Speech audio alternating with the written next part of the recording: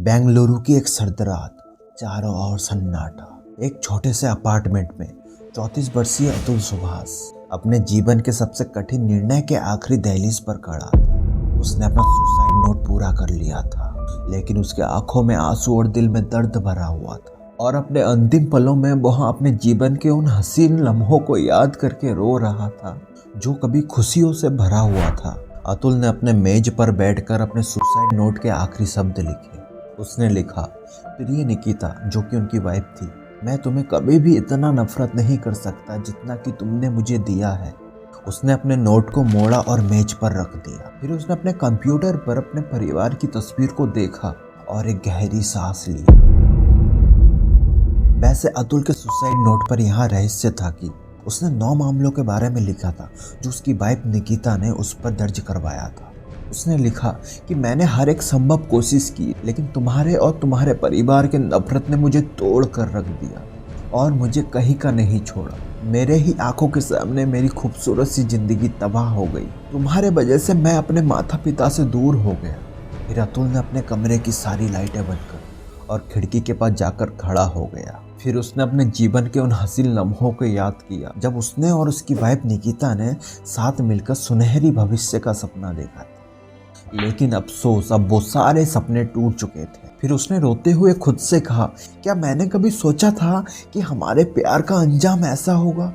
अतुल के suicide note पर उसने ये भी लिखा था, मैं जानता हूँ कि यहाँ अंतिम समाधान नहीं है, लेकिन अब मेरे पास कोई दूसरा रास्ता भी नहीं बचा है। मैंने हर जगह से न्याय की गुहार लगाई, लेकिन अफसोस, कहीं से कोई मदद नहीं मिली।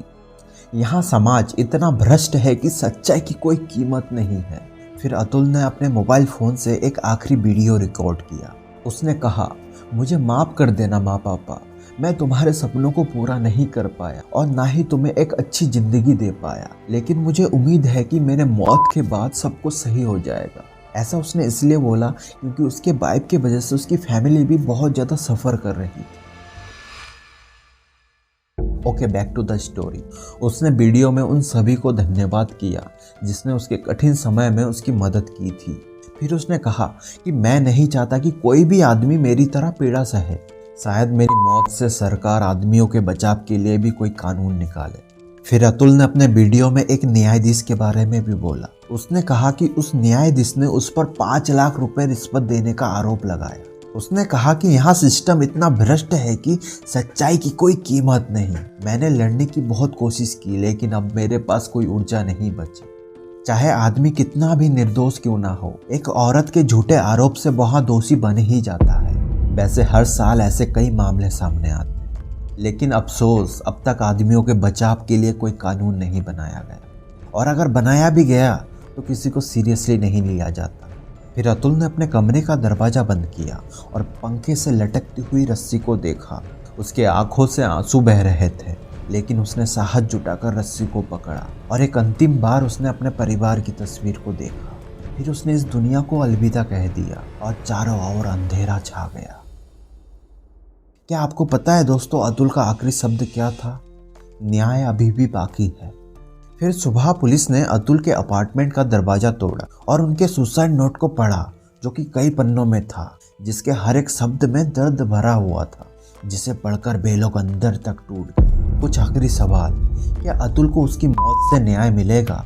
क्या उसके परिवार को इंसाफ मिलेगा? क्या आदमियों के बचाव के लिए कोई कानून बनेगा? क्या यह समाज सच्चाई के राहों में चलेगा? और ऐसे कई सवाल अतुल अपने मौत के बाद छोड़ गया। ओके दोस्तों, आप सभी का क्या कहना है? प्लीज़ कमेंट में अपना ओपिनियन शेयर कीजिए। आई होप अतुल की इस सेक्रीफाइस से बहुत सारी चीज़ें बदले, और बदलना भी ज़रूरी है। ओके गाइस, आज के लिए इतना ही। धन्यवाद।